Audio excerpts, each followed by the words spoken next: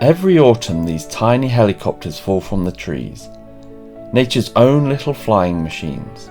Perfectly balanced, perfectly evolved. I've always wondered, can they really fly? Not just fall, but lift something. It's a ridiculous idea. They're organic, uneven, alive.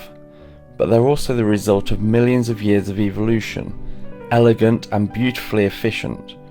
Just like man-made propellers, they have a leading edge and a trailing edge, and they generate lift by rotating. If we spin them a little faster, maybe they can lift something. I've designed and built drones to fly into the crater of erupting volcanoes, to chase speeding race cars and to cover the aftermath of typhoons, hurricanes, earthquakes and wars. All too often we think faster, heavier and bigger is better. Now I'm working alongside wildlife filmmakers and conservationists who need the quietest, the lightest and the safest camera drone possible. One that can film alongside endangered animals without disturbing them. I've adapted that prototype to see if these little seeds can do something extraordinary. I've replaced the man-made propellers with naturally grown ones, the helicopter seeds. Now we can finally see if they live up to their name. Okay, here we go. I'll put the probability of this working at about 5%.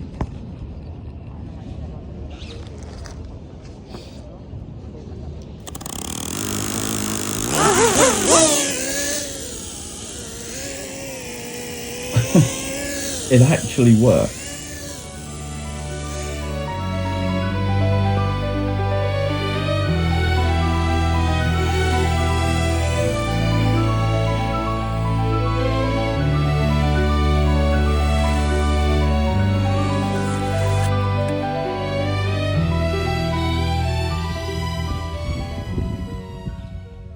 Now time to test out the camera drone. This time all of the propellers are helicopter seeds.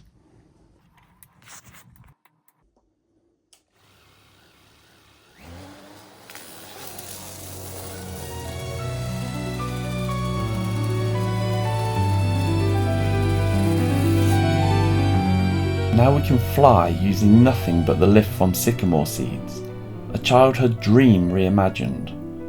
This is only possible because we make the quietest and lightest FPV drones. We'll keep pushing boundaries, building drones that belong in the environments they fly in.